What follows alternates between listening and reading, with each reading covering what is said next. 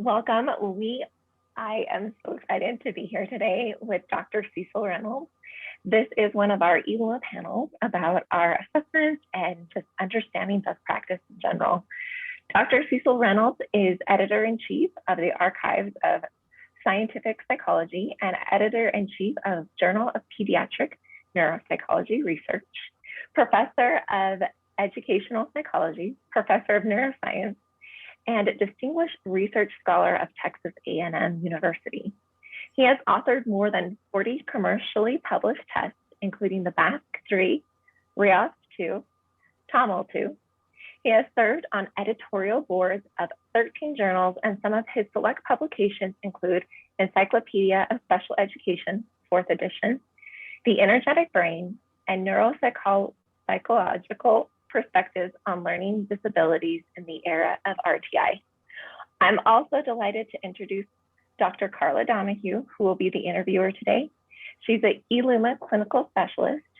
She's been a school psychologist for 12 years, 2 years in online therapy, and her research interests include psychological assessment and trauma-informed care. Without further ado, Carla, I turn the time over to you. Thank you, Joy. Thank you so much for those introductions. And Dr. Reynolds, thank you so much for being with us today. I am just so delighted to be speaking with you, and we are truly honored to have you join us in our discussion just about assessments and about remote testing and just about school psychology services.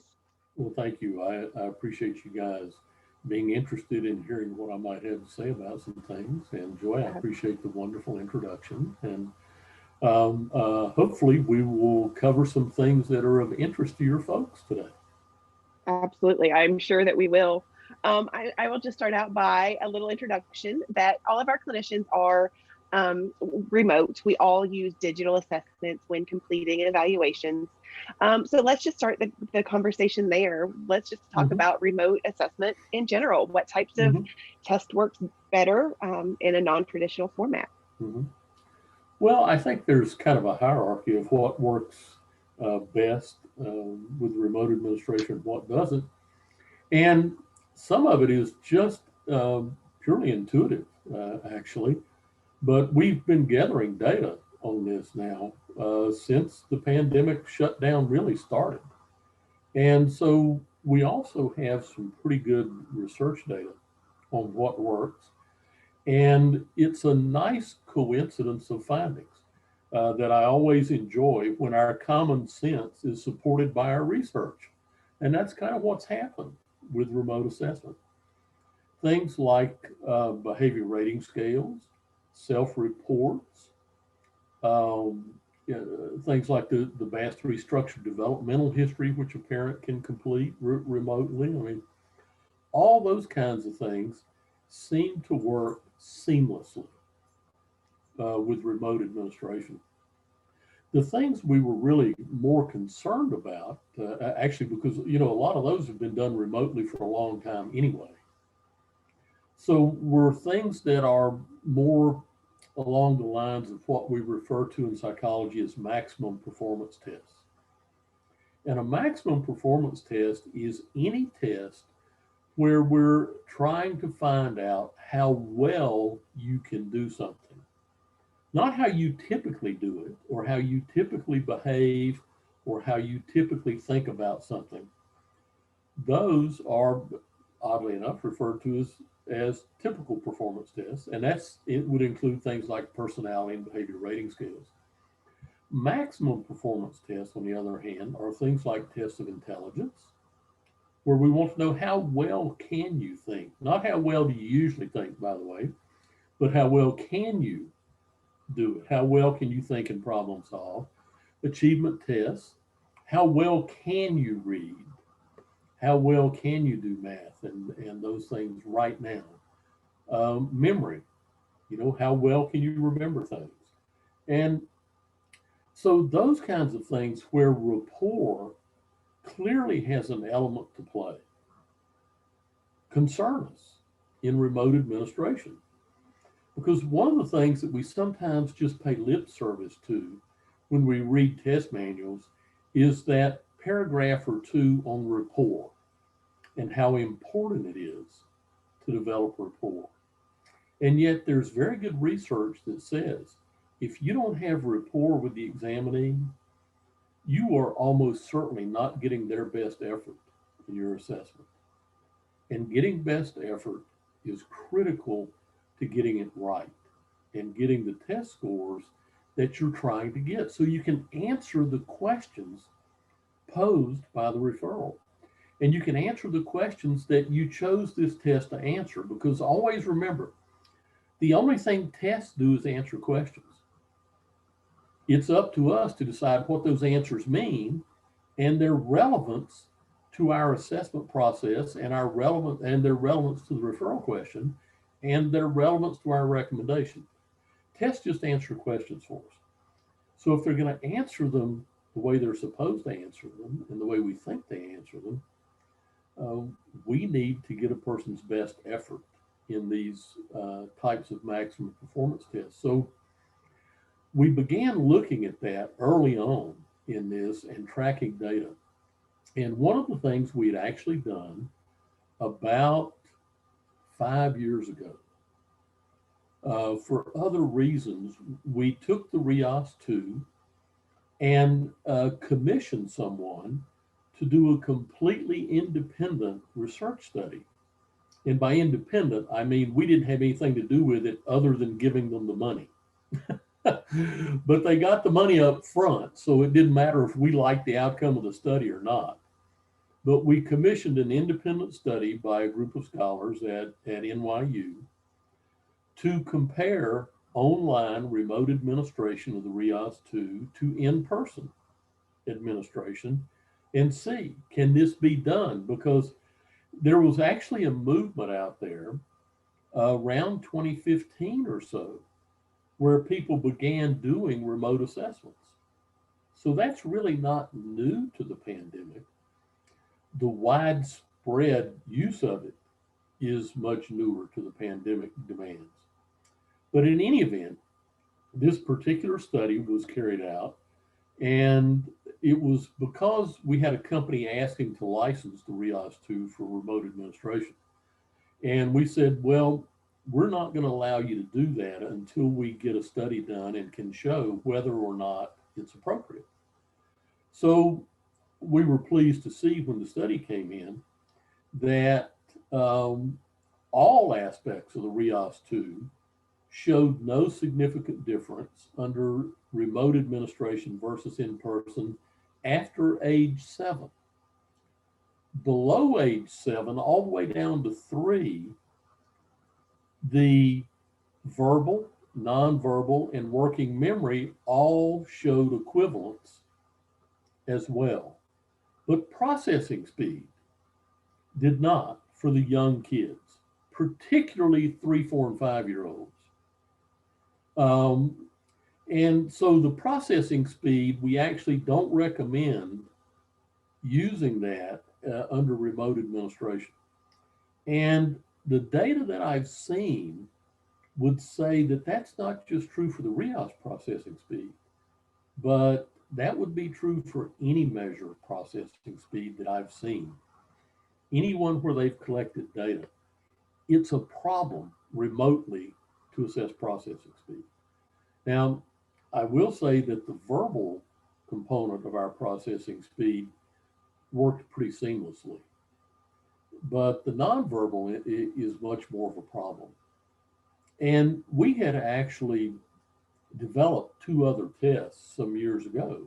They're not old. I mean, we released them probably 5 or 6 years ago. The Reynolds Adaptable Intelligence Test and the Test of General Reasoning Ability, the RATE and the TOGRA. And when we developed those, we wanted to have a digital option in mind, because a lot of those, for example, the TOGRA is heavily used in juvenile justice settings. And they wanted to be able to administer it on the computer to their juveniles in groups, in addition to individual administration.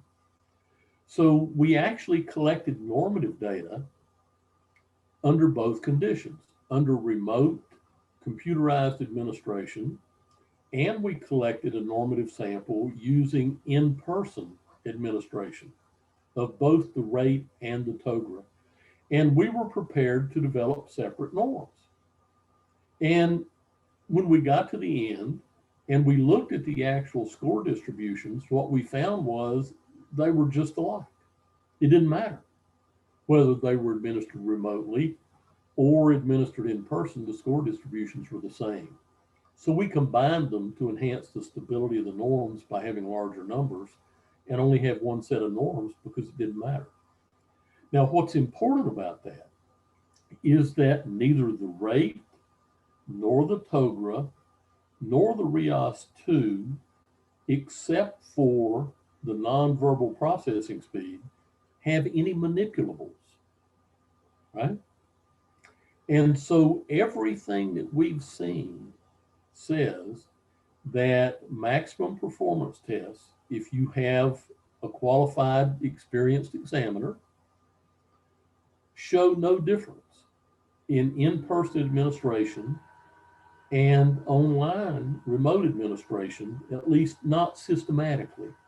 Certainly there are going to be differences for individuals, right? We know some people are going to respond differently one way or the other. Some people may actually do better under remote administration, some won't do as well. But as far as systematic error in deriving the scores, as long as the tests do not have manipulables, they work beautifully. We've seen that now with the Tamal 2. We created digital STEM books for that. And the data that we have so far say, you know, except for a couple of the supplemental subtests that have manipulables, it works perfectly. So we keep seeing that.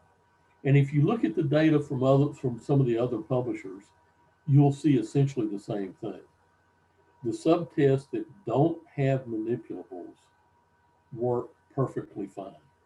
Subtests that do have manipulables, not so much. It's a problem.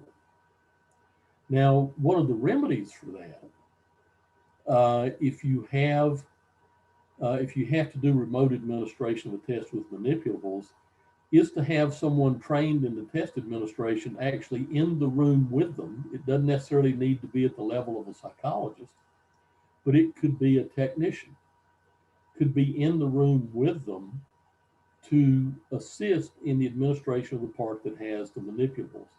But you know, in the pandemic, that defeats the whole purpose, right, of remote assessment. So that's kind of problematic. So what we have recommended and the way we've proceeded on that then, based on the data we've been able to gather, is that you should restrict yourself in remote testing to the use of tests that don't require the examinee to physically manipulate any objects, as long as they can do it on the screen.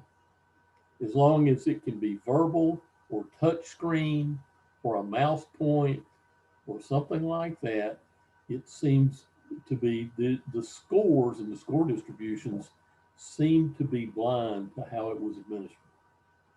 But if there's a manipulable, if it's, you got to put your hands on it. If the examinee has to put their hands on it, it's a problem. So that's kind of what we've been finding and where we've been going and what we've been recommending. And we have some additional studies underway with specific tests. For example, I have a test of visual organization that was published last March. And I will tell you that publishing a test at the beginning of the pandemic is a really bad idea because everybody was panicked and nobody even noticed.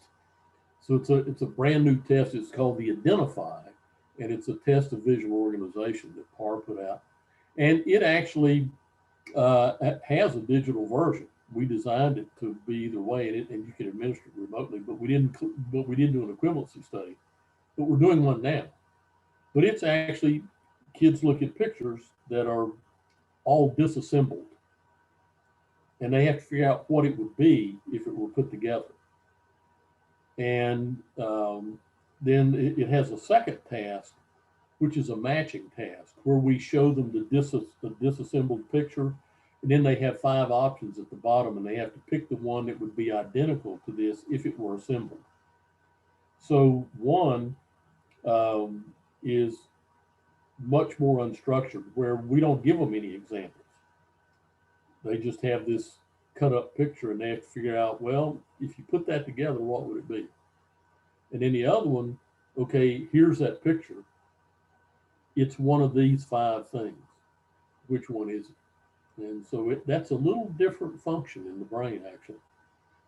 So we're finding the preliminary data. We're not done with the study, but the preliminary data, because I'm too anxious not to keep looking at it as it comes in, shows that once again, because there are no manipulables, it looks like there's really no difference. And so we're doing that with some other tests too that don't have manipulables, and we're getting the same results over and over.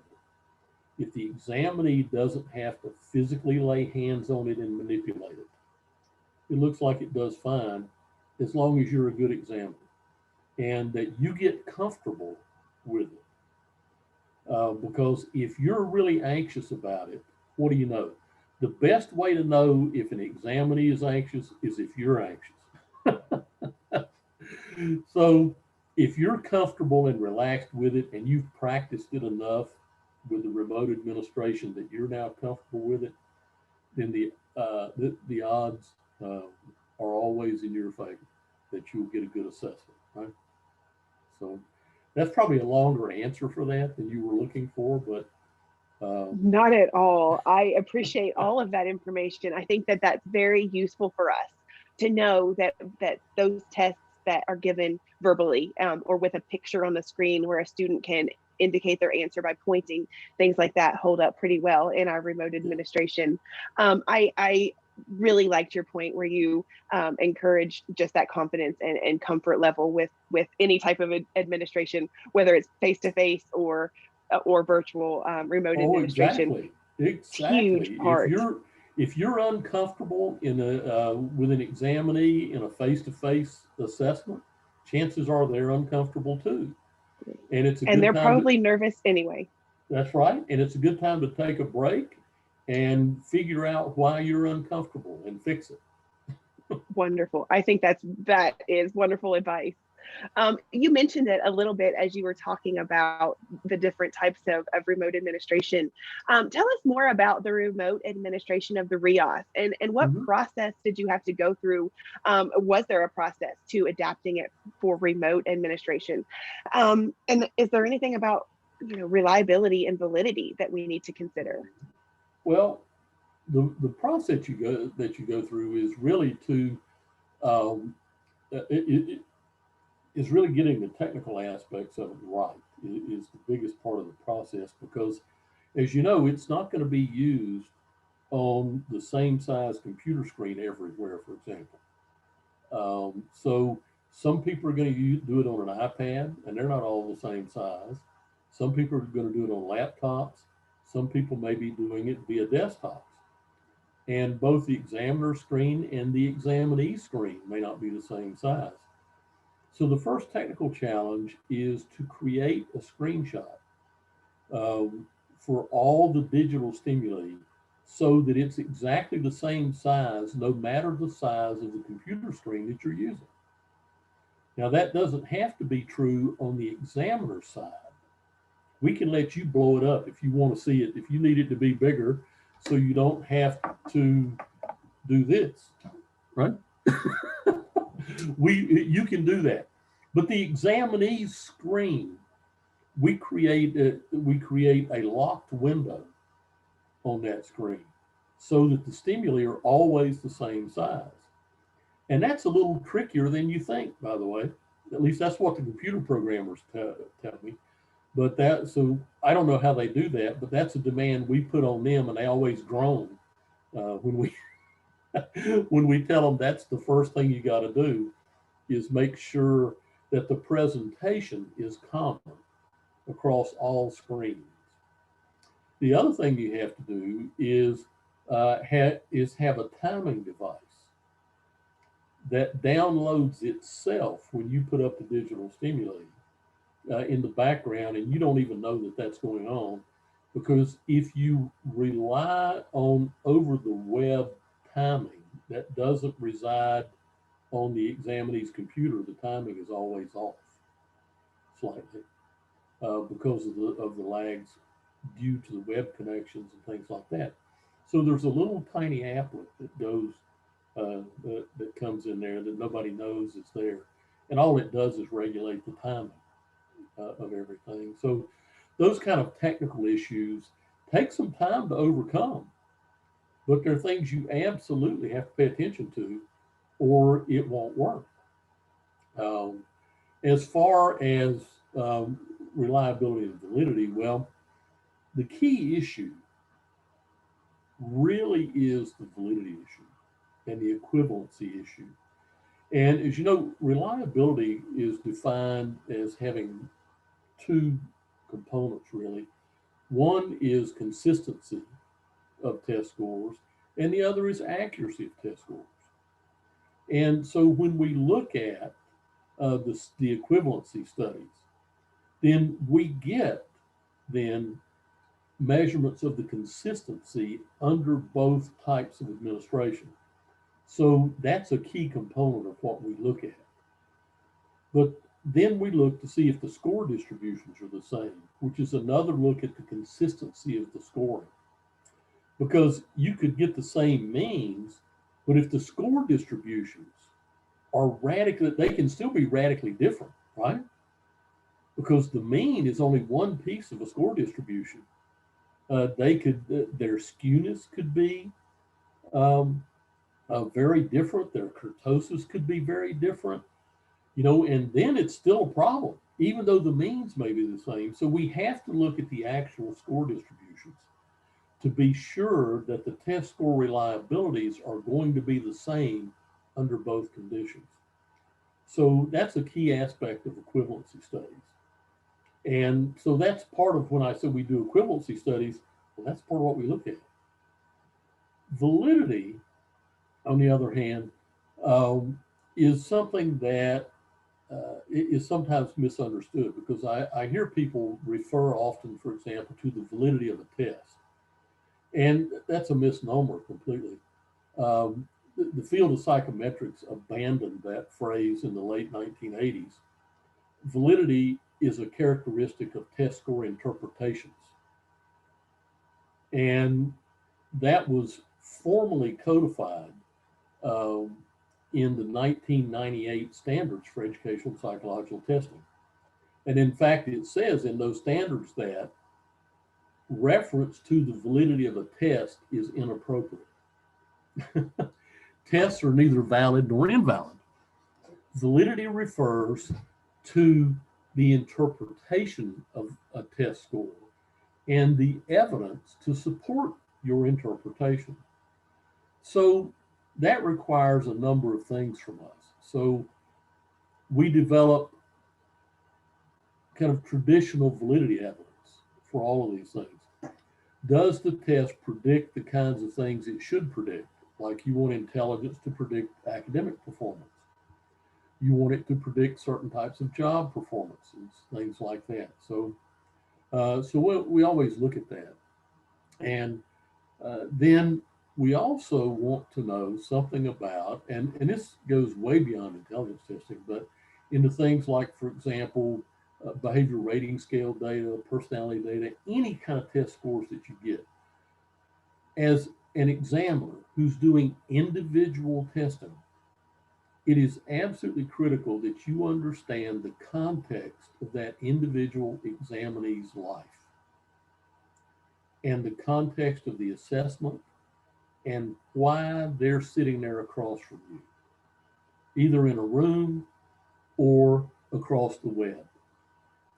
And how did they get there? And that context will influence how you interpret your test data. And that's an aspect of validity. If you don't know, for example, that a child's parents are in the midst of a bitter, bitter divorce with all the screaming and yelling and things that can go with that and all the tug of war with the children, and you look at their personality and behavior rating data, and you see that now this 9-year-old boy is extremely aggressive and has lots of anxiety to report as well, but is also breaking rules and has become a real conduct problem. If you don't know what I just told you about the context of that child's life, you will make a lot of inappropriate interpretations of those data. So the context of the examinee's life is important, but so is the context of the assessment. So when you go to interpret, for example, an intelligence test score that you've obtained remotely, you still have to do what you would have done had they been sitting across the desk from you in the same room. You have to pay attention to the examinee. You've got to have a camera on their device in that room so you can watch them take the test. And you've got to see that they are in fact paying attention, right? And you've got to have a microphone in there because you don't want somebody across the room yelling answers to them. I spent about 2 hours with an attorney on today's Wednesday, Monday, reviewing with her all the problems that were created in an assessment that was just done with an 11-year-old in a lawsuit, in a personal injury lawsuit, where the little girl had a traumatic brain injury. And the judge ordered that the father be allowed to sit in the room through the entire time of the neuropsychological exam of this 11-year-old. And there were multiple occasions, and the father was told, it was part of the court order, that he was not to talk to the child during actual testing, but only at breaks. Isn't that right? And there were several occasions during that assessment where the father didn't like what the little girl was saying and yelled at her, "Shut up, stop talking about that." Or said, and on several occasions said, "You know that's not the right answer." And the girl would change what she was saying. Well, what does that do to the validity of your test score interpretations? Well, maybe nothing, because you were there, you know that happened. So you take that into account and you change how you interpret that score based on the context of that examination. You don't say, well, look, my testing is invalid. You say, well, this score doesn't mean what it would typically mean when I give this test. Rather, under these conditions, this is a more appropriate interpretation. And so validity in that sense is a moving target, but it's contextual. And it's that context in which we need to move around. So essentially, you need to do all the things that you would do to establish the proper interpretations that you would do if you were testing that child in person. And always keep in mind that validity is a characteristic of what you say that score means. And as you know, it doesn't always mean exactly the same thing for every child, right? So I think that's hopefully that makes some sense. Absolutely, it does. I think that helps us really to understand what it is we're doing, and making those behavior observations that change our interpretation. That leads me to a couple of different questions, but my first Sure. one would be, what about the interpretation and interpretive cautions?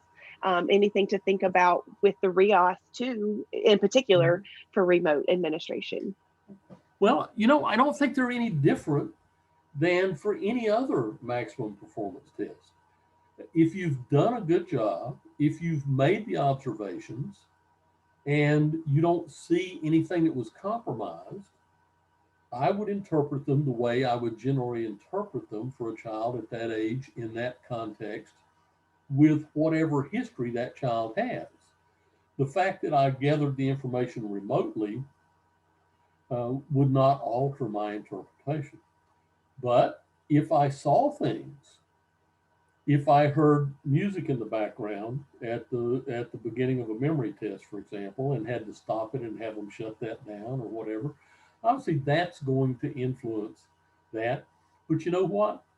You would have the same issue if that person was sitting in the room with you, and when you got halfway through presentation of the stimuli in the first verbal memory test, there was a siren that went off outside the window. It's the same issue. So I think it requires more vigilance on your part because they're not in the same room in order to be aware of what's going on and be aware of the child's attention and being aware of how engaged they are. I think it's more demanding on you than the examinee. That's where to me, the biggest change in demands is on you. And if you spend all day doing remote testing and you're not mentally fatigued, you probably didn't do it right. Because I do think that it requires significantly more vigilance from you. And that to me is the biggest caution. Be sure you're not just sitting there going through the motions. And I've tested enough kids. I've literally tested thousands of people, children and adults over my career. I started doing comprehensive assessments in 1975, and I earned every one of these white hairs. And I know when you've done something long enough, uh, it's probably never ever happened to any of you, but I can remember at least one occasion, maybe more, where I was in the middle of administering a test and I go to give one of the questions and something in my head says, didn't you just ask that question? So we're not immune to a little quick spacing off every now and then either. And I will tell you that you have to be more vigilant, especially when you're doing remote testing, to be sure that you don't do that. Because as we get into our routines and we do what we do, and I'm like, I've given this test 500 times. And we flip that switch and we go on automatic. And, uh, you know, uh, it's just easy every now and then. It doesn't, I don't think it happens to anybody very often. But seriously, I doubt there's not anyone who's been doing this for any length of time that hasn't had something like that happen to them at some point, where we're on automatic and we realized that we weren't paying as close of attention as we needed to the examinee, and we weren't as engaged as we needed to be to keep them engaged. Because I promise you, even remotely, if you disengage, they're going to disengage and their level of effort is going to drop. So that to me is the biggest thing, is the vigilance that is required of you to get this right over in remote administration. And not because you're going to make an administration error, but because things are going to be going on that you're not going to be observant of. So be aware that this is more mentally demanding on you than an in-person exam. I think that's just such an excellent point, because for sure we have all been there, that by the third test session of the day, all of the digit span or memory tasks all Yeah. kind of sound alike. So I understand that for sure. And I think that's really good caution to always remember, regardless of what format you're testing in, Mhm. being present and being very conscious of not only the administration tasks, but the students' behavior, environment, distractions, anything that may go on. I think that's a very good caution.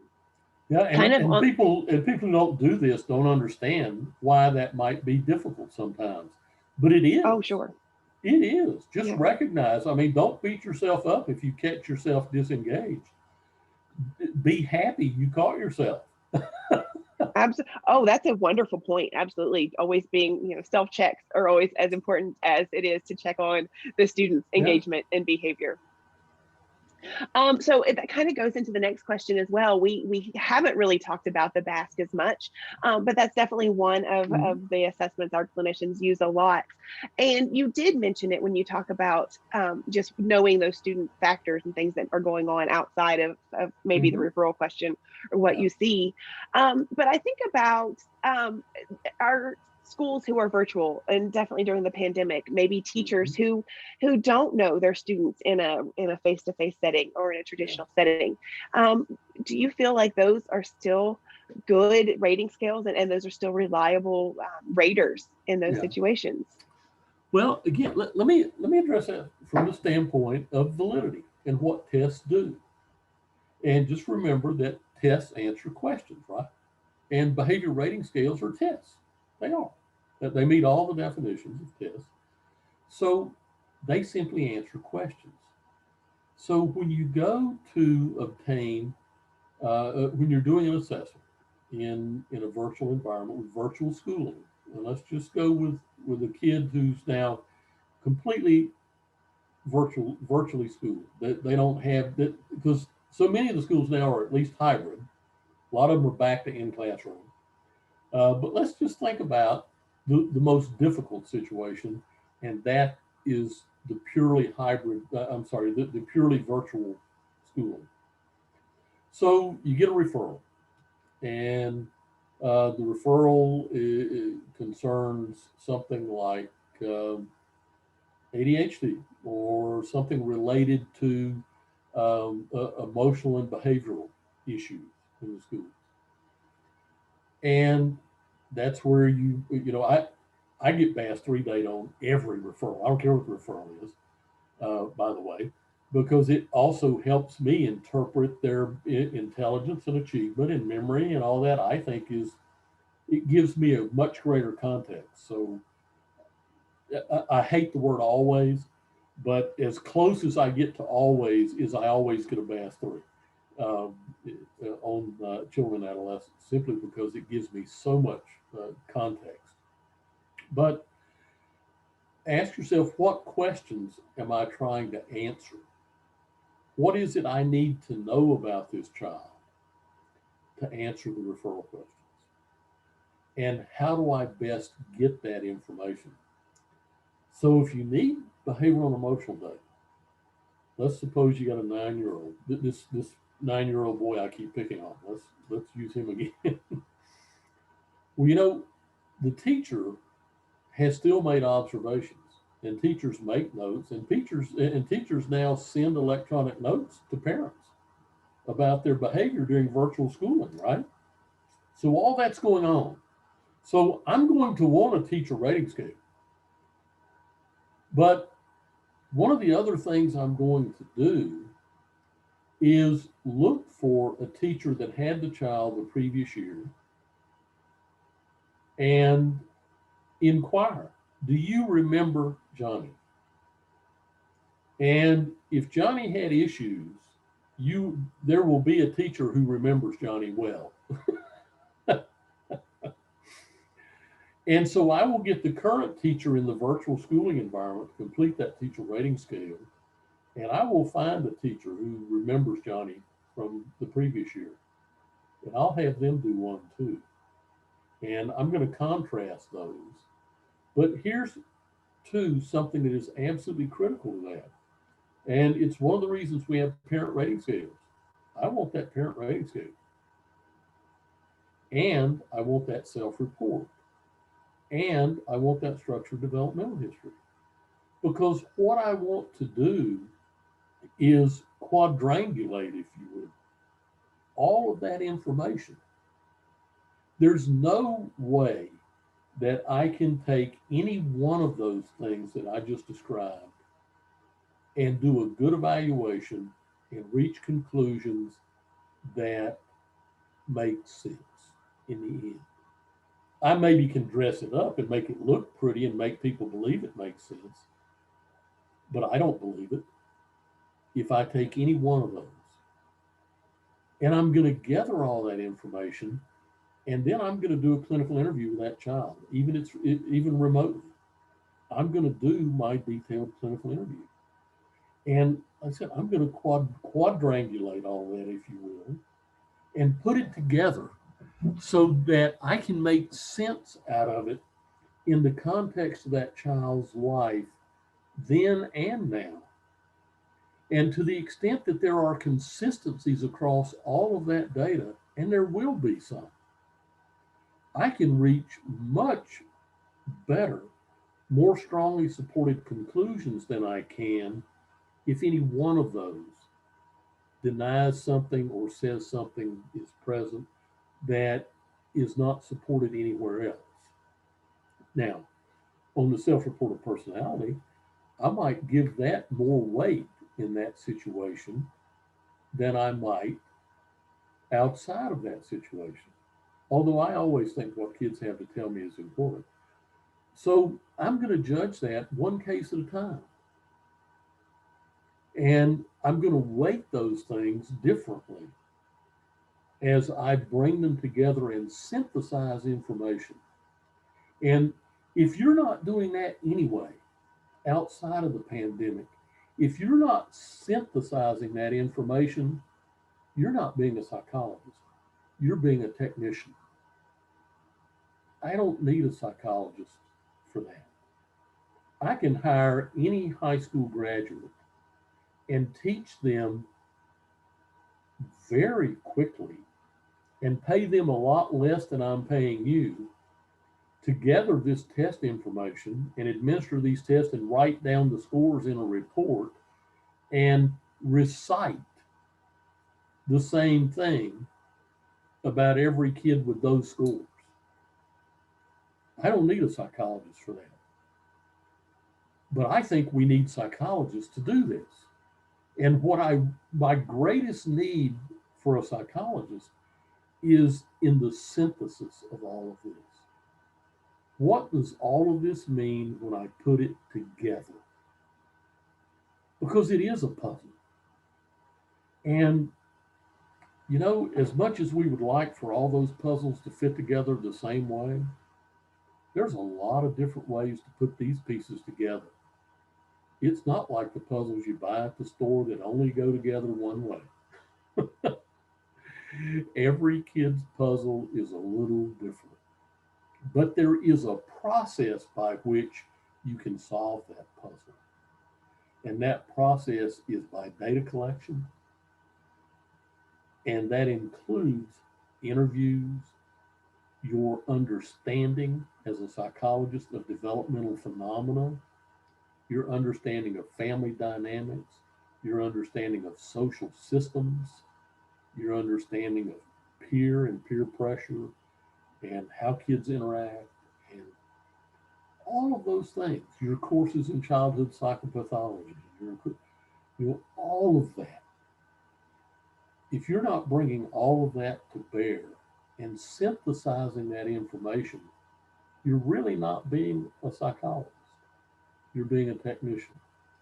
And unfortunately, and I don't care what type of psychologist you are in name, I don't care if you're a school psychologist, a clinical psychologist, a neuropsychologist, a forensic psychologist. I have read reports from people with all of those titles who are not psychologists. They're technicians. And their reports read like a test recital. They don't write reports about people. They write reports about tests. And that's one of the ways that I know that the person is not synthesizing information. If the report that I read is a test recital, I know that they're not really synthesizing information and getting me where I need to be and giving me a full understanding of this person and how they got there, where they are, and what they need to habilitate their positive development. And in the end, if you're not getting to the point where you can say, we can habilitate Johnny's positive development by doing the following based on my data and all the information I've gathered, then you're not doing it right. Because that's the entire goal of all of this. To be a psychologist is to be someone who wants to habilitate and facilitate the positive development of other people. And for us, those other people primarily end up are our clients. They're the kids that we see if we're school psychologists. And I assume pretty much all of you are school psychologists. So, you know, that's what we want to do. And if that's not what you're trying to do, go do something else. Because you're holding kids back. So that's kind of my plea for this. And I'm sorry you stepped on one of my soapbox issues unknowingly. But, you know, we've got to synthesize all of these data together. And that's how we deal with it, particularly when we have remote schooling and virtual environments and all of that. But you know what? If you're accustomed to doing that anyway, with cases that you sit across the table from, it will be natural for you to do that when you have virtual schooling and virtual environments.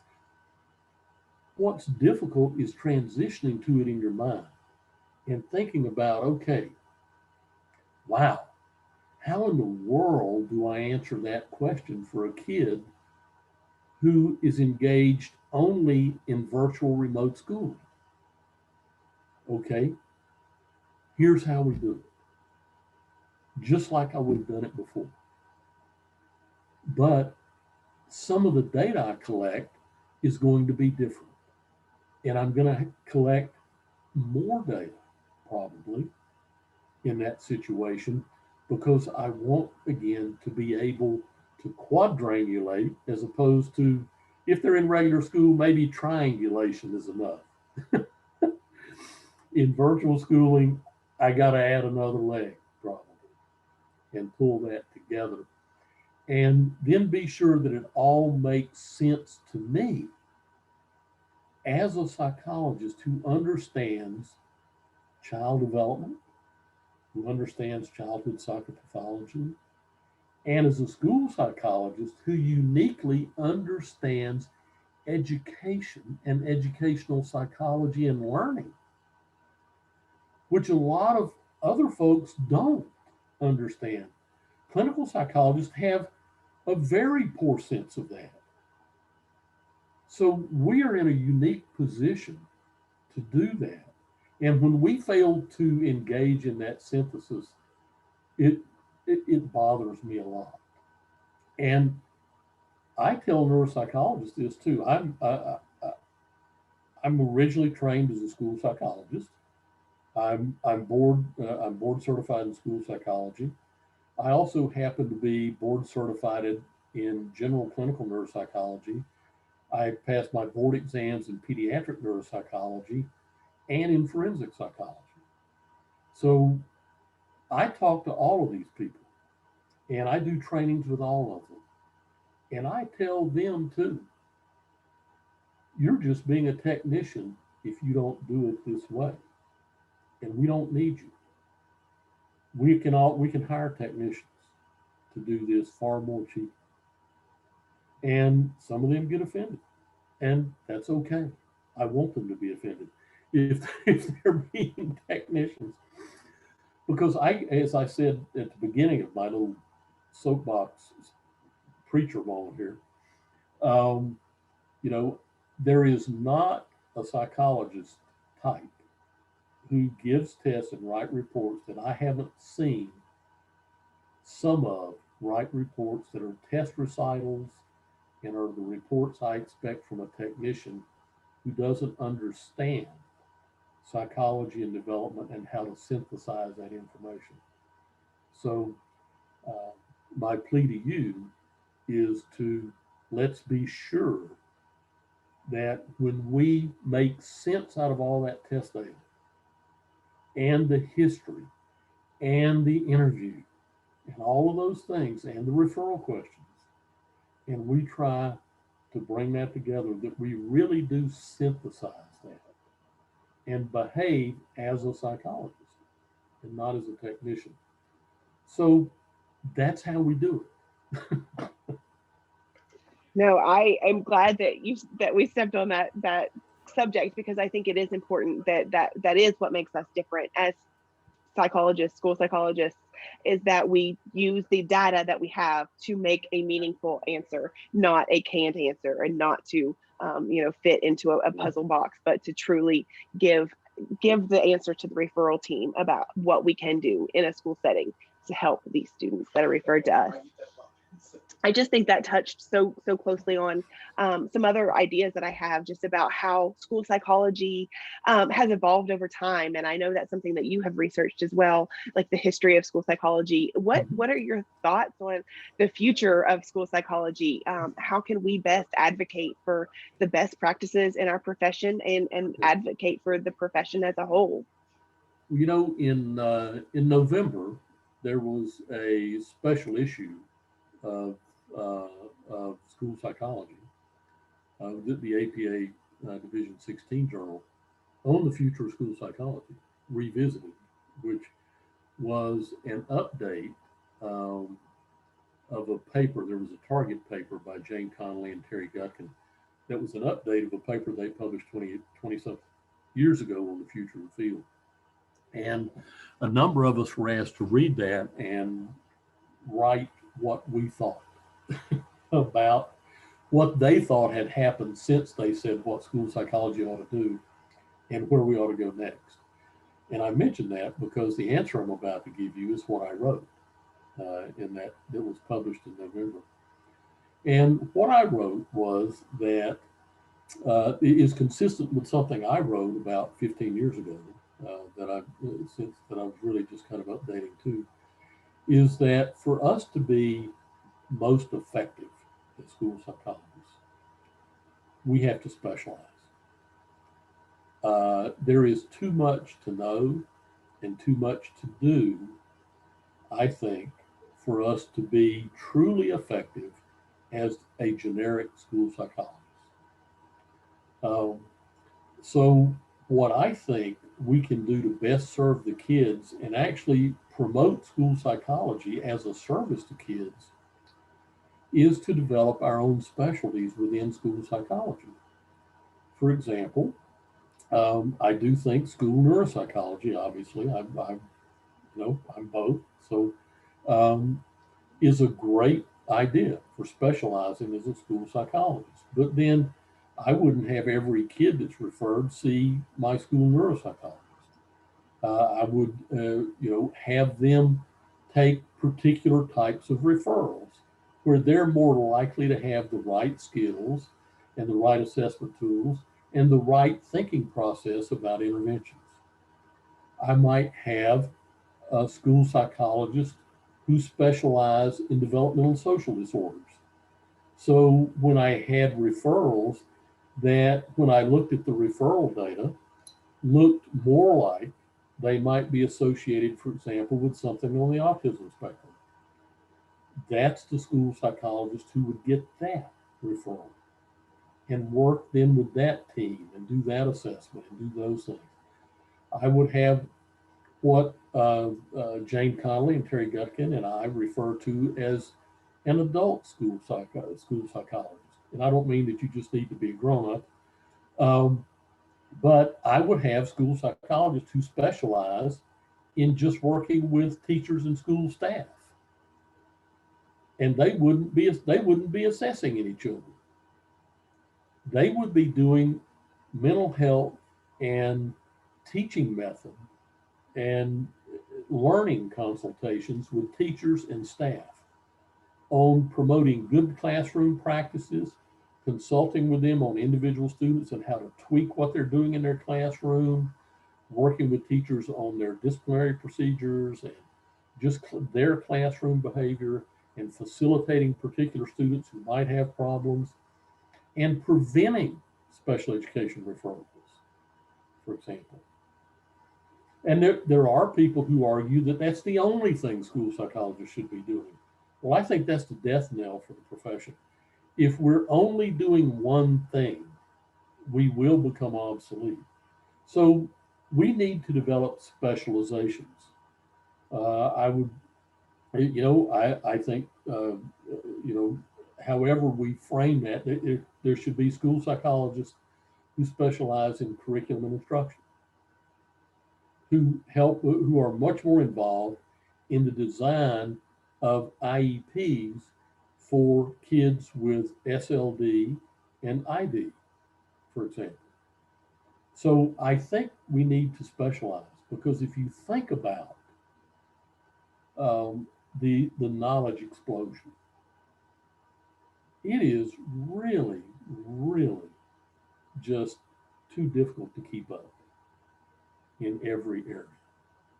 You just can't do it. And I've been fortunate enough to have been trained and to have the wherewithal to be able to go back and do retrainings and do this and do that. And when I finished my school psychology training, I did a year internship at a medical school, and then I spent a year at a pediatric pathology clinic at a medical school, and then I did a 2-year postdoc in a neuropsychology setting, and then I trained in forensics after that, and everybody doesn't have that opportunity, particularly when you're working in the schools and you are. You don't have the time, for one thing. How many school districts and how many employers are going to support you to spend 25% of your time that they're paying for in continuing education? And I will argue to you and to everybody else that you can't keep up with less than 25% of your salaried time going to continuing education activities. And that includes things like reading journals, reading new textbooks, reading the standards every time they're revised. I mentioned the 1998 standards. I wonder how many of you have read those. And the 2014 standards came out 7 years ago and revised those. And there's all kinds of things going on like that all the time. And some of these are significant shifts in the standards of the field. So, but if you are specializing, you can keep up in less than that. And you're not just constantly trying to keep your head above water and not drown in information. But if you're trying to keep up in neuropsychology, you're trying to keep up in research on learning, you're trying to keep up with cognitive psychology, you're trying to keep up with evidence-based interventions for behavior problems, evidence-based interventions for emotional problems.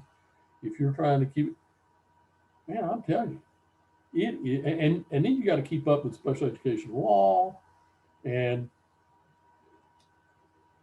I don't see how you can do it. I really don't. And I spend a lot of time trying to keep up. And I'm just fortunate that I can put that kind of time into it. But, even then, I've been at a point in my life for a long time now where I work for myself. And even then, if I'm not working, I'm not getting paid.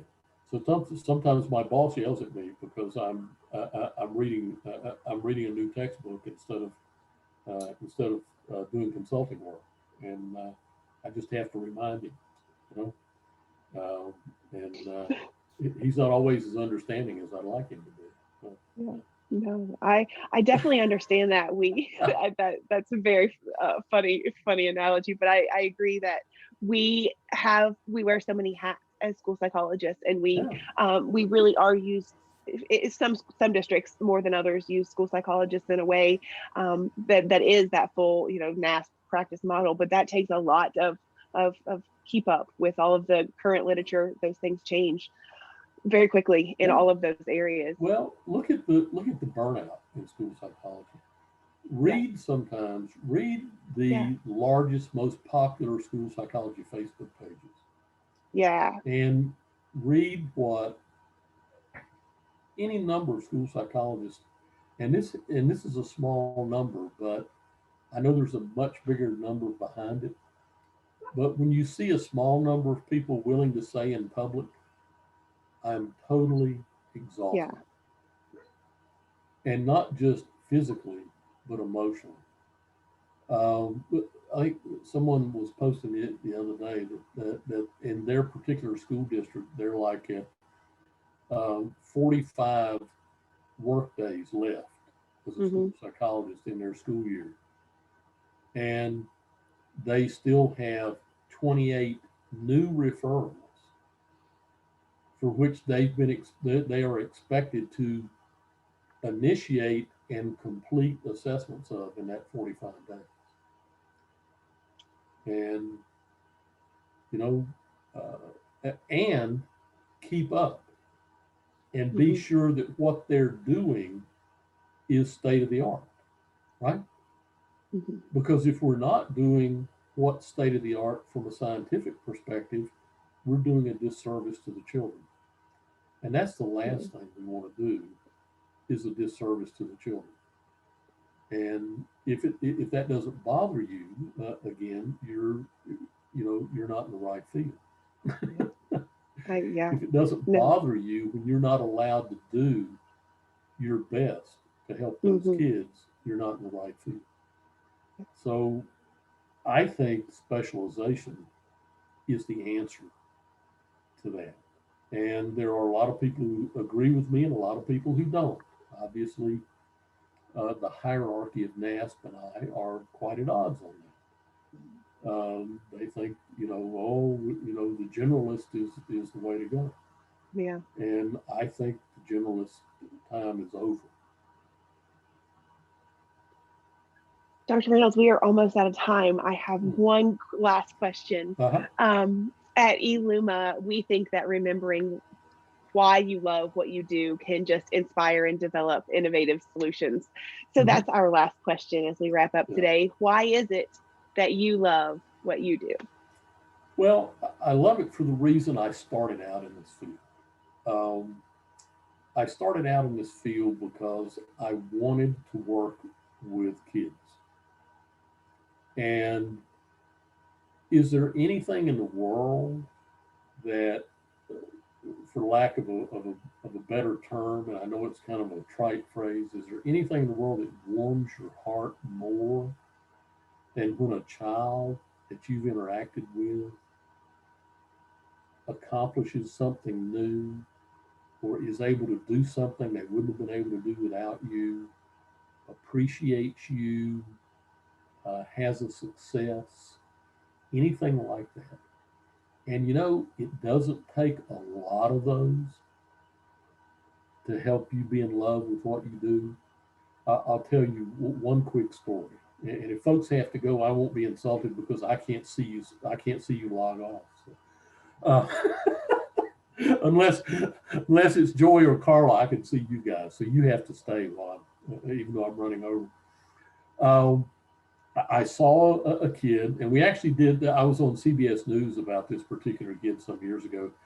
CBS News did an hour special on this little boy. It was called "The Boy in the Box," and the school had put this little boy put his desk inside a big refrigerator carton in his classroom. because he had become too disruptive. And he was a 6-year-old boy with an IQ of 145, and he was in first grade. And he had already taught himself. He taught himself chess, and he had taught himself to read. And at the age of 5, his dad was a professional person too. He was beating his dad at chess at the age of 5. And his dad said, you know, his other thing to do by the time he got to 5, when I got home from work, his favorite thing to do was sit in my lap and read the newspaper to me out loud. And he was already doing long division. He was in first grade, and he was trying to teach himself foreign languages now. So he was in first grade, and he had gotten to the point where he was so bored. He was so bored, he would make up his own lesson plans and bring them to school, and he would get up and want to teach class. And he didn't want to work on his math facts and do his worksheets. He's already doing long division. He's 6, and we had talked about him getting into a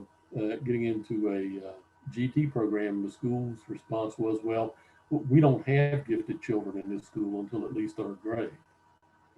And so they were willing to do nothing. And in fact, the principal said, it's not fair to the other children that he's academically advanced like this. So he needs to go through everything else, and he needs to do the worksheets for homework that everybody else does, and which, as you know, is an absurd position when it comes to a child. Anyway, to shorten this down, parents ended up suing over this because the child developed a lot of serious internalizing emotional issues. He developed an ulcer, and they kept him in this box in the classroom. He wasn't allowed out except at recess and that kind of stuff. And the other kids started picking on him. And when I had the opportunity to interview some of the other kids, they said, well, the school picks on him, so we pick on him too. And by the school, when I asked them what they meant, they said, well, the teachers and the principal. But anyway, to get back to the heartwarming part of this, the school lost a lawsuit and had to pay for him to go to a private school. That was rather expensive, which the parents couldn't afford. And I would go and visit him at this school periodically, which was part of the deal because they didn't want to take him because they had heard about his behavior problems. But I had met with them and persuaded him to explain it all and stuff. And so he's now going to this private school, and we had worked out a system for him when things happen and when he got anxious and stressed and stuff. We had a system in place where he had a signal where he would signal the teacher. And then the teacher would signal back to him very subtly that other kids didn't pick up, that it was okay for him to do certain things. And one of those was that he was able to go to the library and work on a project on his own, because when we toured the school before he went there, he talked about the library. He said, that felt really warm to me when we were in the library. And so I'd been seeing him for a while and working with him. And one of the things that was so wonderful was, first of all, when he didn't need that anymore, which took about 1.5 years, and then he no longer needed his warm space. But when I would go to the school to visit him, he would get so excited when he would see me. And he associated me with how good he felt in this school and with what he was doing now.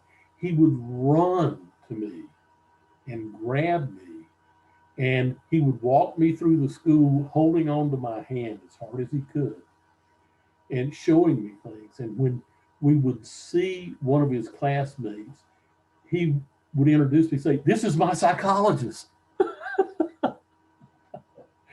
And it's still to this day, knowing that we can have that kind of impact. And that was life-changing for him. What I was able to do with him, not for him, but with him and with his parents and with this other school that was willing to take a chance on him. You know, what better to keep you doing what we do? I can't think of anything. But I think that's why we do it. And by the way, if you're doing it for another reason, go do something else.